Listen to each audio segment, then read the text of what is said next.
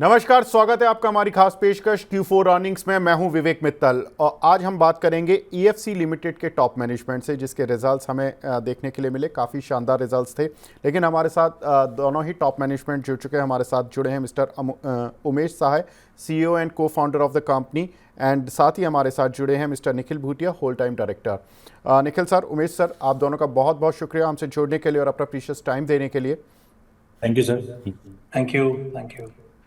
पहले मैं दर्शकों को कंपनी के रिजल्ट्स के बारे में बता देता हूँ।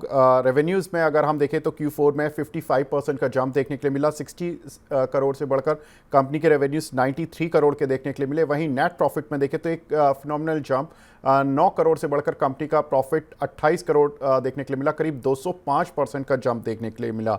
उमेश सर, पहले मैं यही जानना चाहता हूँ कि सर, आपका बिजनेस मॉडल तो यूनिक है, उस बिजनेस मॉडल पर भी बात करूँगा, लेकिन जो ये इतना शानदार जंप प्रॉफिटेबिलिटी में देखने के लिए मिला, कोई खास वजह सर? मार्केट डिमांड है।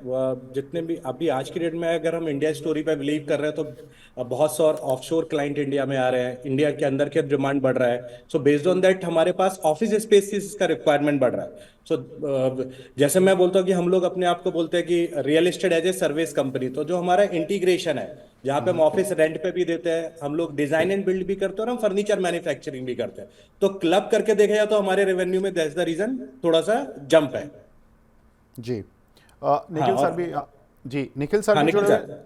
निखिल सर, अगर मैं देख रहा था आपकी कि लीज जो रेंट वाली इनकम है, उसमें तो 24% का जंप देखने के लिए मिला, लेकिन जो आपका इंटीरियर वाला बिजनेस है उसमें और अच्छी ग्रोथ देखने के लिए मिल रही है। सर, क्या कुछ रीजंस है?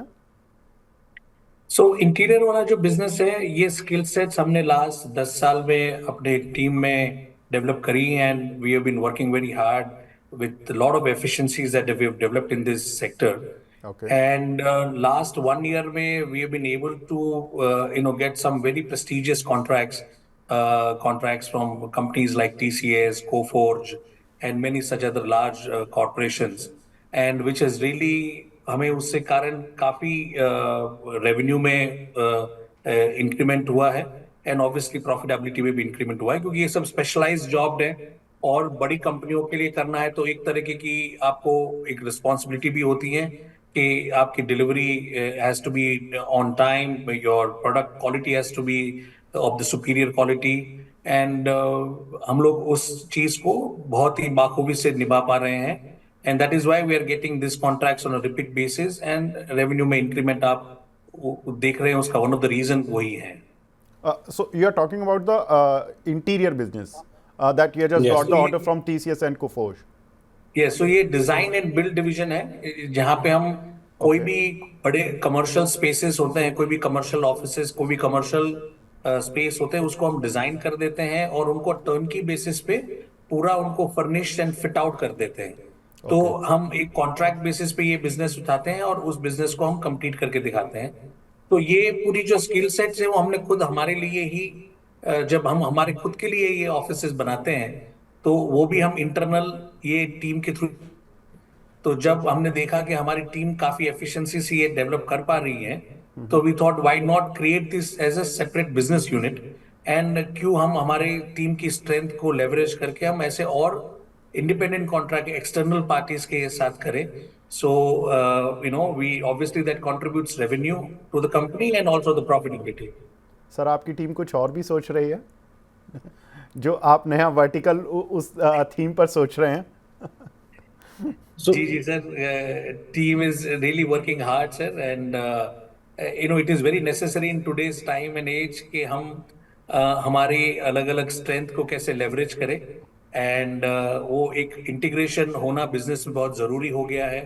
आज मुझे अपने आप को अगर कहीं एक डिफरेंटली पोजीशन करना है इंडस्ट्री में, तो जैसे हमारे एमडी उमेश सर बताते हैं कि we call our sales real estate as a service provider, तो हम सिर्फ ऑफिस स्पेस प्रोवाइड करना या तो मैनेज्ड ऑफिस प्रोवाइड करने में ही नहीं बिलीव करना चाहते, हम पूरा इकोसिस्टम रन करना चाहते हैं, पूरे इकोसिस्टम में पार्टिसिपेट करना चाहते हैं, और राइट। अगर हम पूरे इकोसिस्टम में रहेंगे तो शायद हम क्वालिटी मेंटेन कर पाएंगे और क्वालिटी सर्विसेज भी दे पाएंगे हमारे कस्टमर को।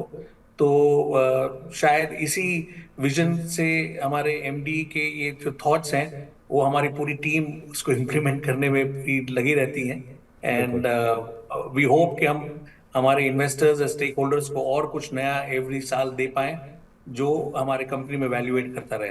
बिल्कुल। Umesh sir, coming back to your business sir, जिस तरह से हमने देखा कि आपकी जो कंपनी है को वर्किंग स्पेस में काफ़ी कुछ अच्छे से काम कर रही है, इसके बारे में बताएं सर, कितने सिटीज़ में उमेश सर आपकी कंपनी बिजनेस सर्विसेज दे रही है, कितना को वर्किंग स्पेस आपने लीज पर दिया हुआ है, कितना आप ऑन करते हैं और कितना आप खुद लीज पर लेकर सब लीज करते हैं? तो विवेक जी, हम 7 सिटीज में अभी ऑपरेट कर रहे हैं, बॉम्बे, पुणे, हैदराबाद, अहमदाबाद, चेन्नई, कोलकाता और नोएडा में। And okay. करंटली हमारा जो कैपेसिटी है वो हम लोग ड्राइव कर रहे हैं, 40,000 सीट्स हम एट ए टाइम डिलीवर कर रहे हैं। एंड हमारा जो नेक्स्ट कैपेसिटी है, आई थिंक मार्च 2025 तक मैं बात करूं तो हम लोग कुछ 60,000 सीट डिलीवर कर रहे होंगे। And okay. Out of that ज्यादातर प्रॉपर्टीज हमारी लॉन्ग लीज पे है, 5 इयर्स 10 इयर्स कॉन्ट्रैक्ट पे। एंड अदर देन दैट हमारे पास कुछ 1 लाख स्क्वायर फीट प्रॉपर्टी हम ओन कर रहे हैं। एंड कुछ 1 लाख के करीब हमारा डिस्कशन में है। तो सर इसमें एवरेज रेंट पर सीट कितना आ जाता है? हमारा मॉडल, देखिए हम लोग ना, हमारा एक थ्योरी बहुत सिंपल है कि हमारा जो कैचमेंट एरिया है कस्टमर का वो लार्ज है, सो दैट हमने प्राइस को इस तरह रखा है कि एक स्टार्टअप, मिड कंपनी और लार्ज कॉर्पोरेट भी हमारा हमारा क्लाइंट हो पाए। तो हमारे पास जो एवरेज सीट रेट है वो 6,000 से लेके 7,000 के बीच में है, पैन इंडिया एवरेज 6,000 से 7,000 के बीच में। और सर आपकी जो कॉस्टिंग आती है उसमें कितनी रहती है और कितने मार्जिन्स पर आप काम कर पाते हैं इस पर्टिकुलर सेगमेंट्स में? सर मार्जिन पे अगर मैं बात करूं तो हम कुछ 20% के ऊपर मार्जिन पे काम करते हैं। जो हमारा फिट आउट कॉस्टिंग होता है सर, अगर जो कॉस्टिंग है, मेन हमारा जो खर्चा होता है वो इंटीरियर फिट आउट में होता है। हम एक बिल्डिंग अगर ले लेते हैं तो हमको उसके बाद उसमें इंटीरियर फिट आउट करना है, तो 1,250 रुपए के करीब हमारा कॉस्टिंग आता है चार्जेबल बेसिस पे फिट आउट का। हाँ। ओके। एंड आफ्टर पर दैट हम स्क्वायर उसको सर्विसेज के साथ दे देते हैं 6,000 रुपए में, 6 से 7,000 रुपए में। But it's include everything, housekeeping, security, maintenance, electricity, lease line, everything. आप खुद आइए और ऑफिस ऑपरेट करिए, it's just like a plug and play. बिल्कुल। सर आपने बताया कि जो आपके ज़्यादातर क्लाइंट्स हैं उनके साथ आपकी 5 to 10 ईयर्स की लीज हैं। कुछ क्लाइंट्स के नाम बता पाएंगे कि किन क्लाइंट्स को आप सर्विसेज दे रहे हैं? बिकॉज आपकी इंडस्ट्री में बड़े क्लाइंट्स का नाम सुनकर और छोटे क्लाइंट्स भी शायद इन सर confuse होते हैं। हाँ सर, महिंद्रा फाइनेंस हमारे साथ है, टेक महिंद्रा हमारे साथ है, ओके। यूरेका आउटसोर्सिंग हमारे साथ है। ये क्लाइंट है सर जो लार्ज क्लाइंट है। क्वेस्ट कॉर्प सर हमारे साथ है, क्वेस्ट ओके। कॉर्प वो लोग हैं। तो ये जित लार्ज क्लाइंट है और इनका हमारे साथ जो सिटिंग कैपेसिटी है वो भी बड़े लेवल पे है सर। जी। निखिल सर, अगर मैं देखूं तो एबिटा टू रेंटल, इस रेशियो के बारे में बताएं कि ये किस तरह से पैन आउट हो रहा है Q4 में, और फॉर एंटायर FY24 कैसा रहा, और FY25 के लिए क्या टारगेट लेकर चल रहे हैं आप? So on an average basis अगर आप बात करें तो जनरली हमारा प्रोजेक्ट लेवल जो एबिटा होता है वो अराउंड 28 to 30% रहता है। एंड जो हमारा कॉर्पोरेट लेवल एबिटा जो रहता है वो that is somewhere around 22 to 25% के बीच में रहता है। एंड अगर आप देखेंगे इस साल का भी, अगर आप कंसोलिडेटेड रिजल्ट का में आप प्रॉफिट देखेंगे तो दैट इज अराउंड अराउंड 15%, जितना 14.6 to 15 के आसपास हमारा ओवरऑल पैट आता है, आफ्टर प्रॉफिट आफ्टर टैक्स आता है जो। So ये broadly this is the range in which we work. I mean, and this is how we have been able to maintain our margins over the period, and we believe that we should be able to maintain this margin going forward also. Ji sir, अगर मैं ये जानना चाहता हूँ कि जो आपके पास खुद का अपना स्पेस है जो आपने लीज पर देते हैं वो कितना है, उसकी आज की वैल्यूएशन क्या है? सर हमारे पास जो स्पेस हम ओन करते हैं वो 130 करोड़ के करीब का है, 130 crore. Okay. And this is across India, और सर कुछ बता सकते हैं कि सेग्रीगेशन में कि किस किस सिटीज में कितना है? सर जो स्पेस हम ओन करते हैं, बिकॉज हम लोगों ने पूना से स्टार्ट किया था, और home ground is in Poona, तो ये ओके। स्पेस हम पूना में ओन करते हैं। और उसका वैल्यू, एक सिंगल बिल्डिंग है उसका वैल्यू 130 करोड़ के करीब है। वहां से ओके। हम ऑपरेट भी करते हैं और ओन भी करते हैं।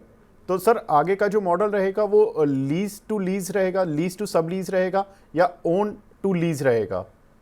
सर मिक्स ही रहेगा सर, लीज टू लीज भी रहेगा, लीज टू सब लीज भी रहेगा और ओन्ड भी रहेगा, बिकॉज आपको मेंटेन करना पड़ेगा। जिस पेस से हम ग्रोथ कर रहे हैं, अगर मैं उस पेस से प्रॉपर्टी एक्वायर करूं तो डेफिनेटली फाइनेंस टर्म्स में बोलते हैं ना, बैलेंस शीट हैवी हो जाएगा सर। तो राइट। वैसा नहीं, सो हमको इक्वेशन मेंटेन करना पड़ेगा कि सर लीज पे भी होगा और ओन भी होगा। जी। अ, उमेश सर, एक चीज़ और जानना चाहते हैं कि जिस तरह से हमने देखा कि ये जो कल्चर था ये पहले फॉरेन कंट्रीज़ में था और अब धीरे धीरे इंडिया में पेनिट्रेट हो रहा है। अभी मेट्रो सिटीज़ में तो आ चुका है, बड़े शहरों में आ चुका है, लेकिन इसकी ग्रोथ एज एन इंडस्ट्री कितनी ज़्यादा आपको दिखती है कि टीयर 2 टीयर 3 सिटीज़ में भी क्या ये जो आपका मॉडल है ये वाइबल है या सक्सेसफुल है? सर दो चीजें हैं। पहली बात तो अगर मैं ओवरऑल इंडिया लेवल पे बात करूं तो डेफिनेटली ग्रोथ है। कोविड के बाद लोगों को ये समझ में आया है कि कोविड में दो चीज समझ में आया है कि आज की डेट में जो लॉन्ग कॉन्ट्रैक्ट थे बिल्डिंग में, वहां पे कंपनियों को जब कोविड आया तो एग्जिट करने में दिक्कत हुआ, डेवलपर को इशू हुआ, लैंडलॉर्ड को इशू है। तो आज वहां पे एक, आज हम लोग जब से इंडस्ट्री में आए तो हम लोगों ने क्वेश्चन क्रिएट किया है, हम डेवलपर या लैंडलॉर्ड और टेनेंट के बीच में, लेट्स सपोज कि आपको अगर 10 सीट चाहिए या 20 सीट के लोग आपको लेना है, तो आप एक बहुत अच्छी ए ग्रेड बिल्डिंग में आप जगह नहीं ले सकते, बिकॉज आपका क्वांटम उतना बड़ा नहीं है। जब से ऑपरेटर इस बिजनेस में आए, अब आज की डेट में हमारी इंडस्ट्री में जो भी काम कर रहा है या हम लोग जो काम कर रहे हैं, मेरे पास कैपेसिटी 1000 सीट का है और उसमें अगर कल को आपने बोला कि उमेश मुझे 20 सीट चाहिए, तो मैं आपको जगह दे सकता हूँ। उससे क्या हो गया कि हमारा कस्टमर कैचमेंट एरिया बहुत हो गया और उससे डिमांड बहुत जनरेट हो रहा है। एंड आज की डेट में ये कि जितने ज्यादा ऑफिस से डिमांड आएगा वो हम लोग कैटर कर पा रहे हैं, बिकॉज आपके पास कंस्ट्रेंट नहीं है कि नहीं मैं 5000 स्क्वायर फीट से नीचे नहीं दे सकता, 3000 से, बिकॉज हम किसी भी कैटेगरी के क्लाइंट को कैटर कर सकते हैं।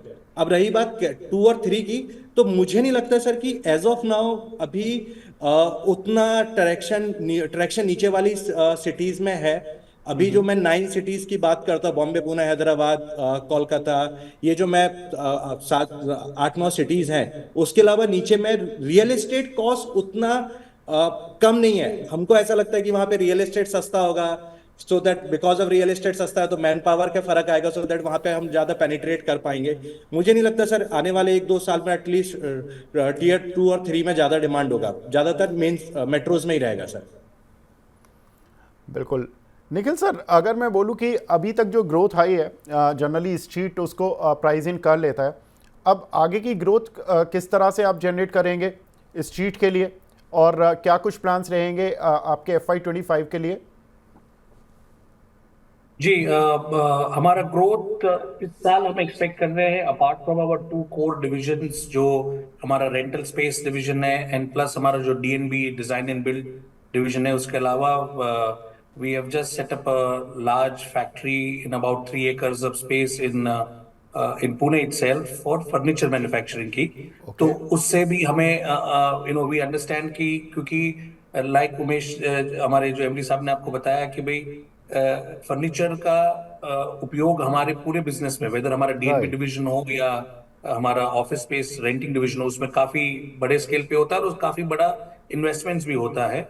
तो बिकॉज हमारा खुद का प्रोडक्शन रहेगा, तो timing wise, quality wise control हमारा बहुत अच्छा रहेगा एंड नेचुरली हमारा प्राइसिंग पे भी बहुत बड़ा कंट्रोल रहेगा। राइट। जो मार्जिन्स आज जो बाकी मैन्युफैक्चरर्स, होलसेलर्स एंड सप्लायर्स जो है, ट्रेडर्स जो कमाते हैं, वो मार्जिन्स एटलीस्ट हम हमारे लेवल पे एज एन ऑर्गेनाइजेशन लेवल पे बचा पाएंगे, that will add up to the bottom line.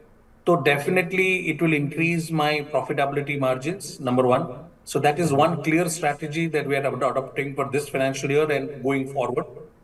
The second one, which also we are trying to look at very seriously, is to look at some very good opportunity in terms of acquisition of buildings, because it is necessary कि हम जो assets operate कर रहे हैं, जो manage कर रहे हैं, उस asset पे हमारा control आए, whether ownership के through, directly, indirectly, किसी भी तरह से, but we are trying to think अलग अलग structures ध्यान में रखते हम ऐसा एक इकोसिस्टम बनाने की कोशिश कर रहे हैं कि जहाँ पे जो प्रॉपर्टीज हैं, जो एसेट्स हैं, उनके ऊपर भी हमारा कंट्रोल आए, while maintaining our core philosophy that we don't want to go very heavy on the asset side.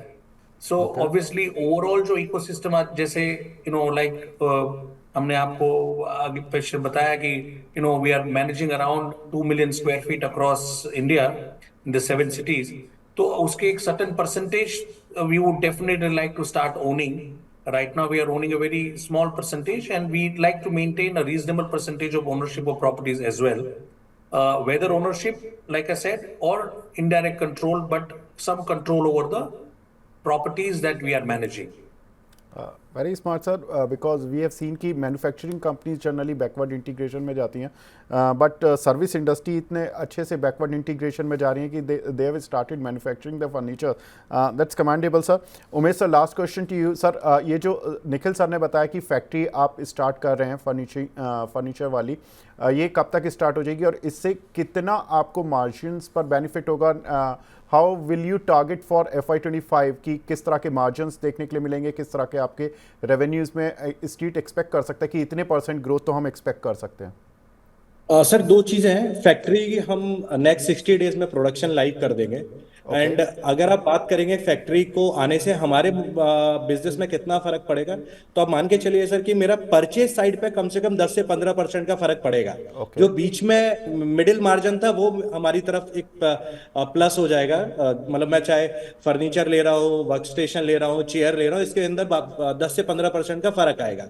And overall देखा जाए तो जिस हिसाब का हमारा ग्रोथ है, EFC अभी हम लोगों को 20,000 सीट ऐड करना है. और मैं अगर मार्केट देखूं तो टॉप लाइन में आप मेरे हिसाब से हम 150 से 200 करोड़ का एक टॉप लाइन ऐड करेंगे सर. सिर्फ फर्नीचर बिजनेस है, वो इतना बिजनेस हमारे इधर ऐड करेगा जो इन हाउस कैप्टिव कंजम्पशन को भी टेक केयर करेगा और बाहर के भी करेगा.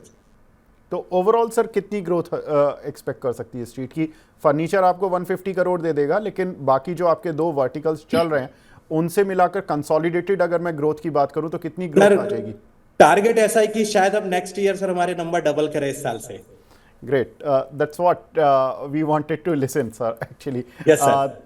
Thank you very much sir हमसे जुड़ने के लिए और अपना प्रीशियस टाइम देने के लिए, और बहुत अच्छा लगा आपसे बात करके और आपके बिजनेस मॉडल की यूनिकनेस को जानकर और ज़्यादा अच्छा लगा कि किस तरह से आप एग्रेसिवली काम कर रहे हैं. Thank you very much Nikhil sir, आपसे भी जुड़ के बहुत अच्छा लगा. उमेश सर, आपका भी बहुत बहुत शुक्रिया sir. Thank you sir. Thank you. तो ये थे कंपनी के टॉप मैनेजमेंट जिन्होंने कि बताया कि किस तरह से एक सर्विस इंडस्ट्री अपने को बैकवर्ड इंटीग्रेशन में जा रही है और अपने लिए मार्जिन्स बढ़ाने के लिए किस तरह से मैन्युफैक्चरिंग में भी प्रवेश कर चुकी है. तो इस कंपनी की हमने जो ग्रोथ देखी वो तो शानदार थी ही, लेकिन कंपनी ने एक इम्पॉर्टेंट बात कही कि जो टॉप मैनेजमेंट ने कि हम डबल अपने रेवेन्यू को टारगेट कर रहे हैं इस साल के लिए. तो बहुत अच्छी बात है कि कंपनी इस तरह से एग्रेसिव प्लान कर रही है. तो फिलहाल इस चर्चा को यहीं पर विराम देते हैं. नमस्कार.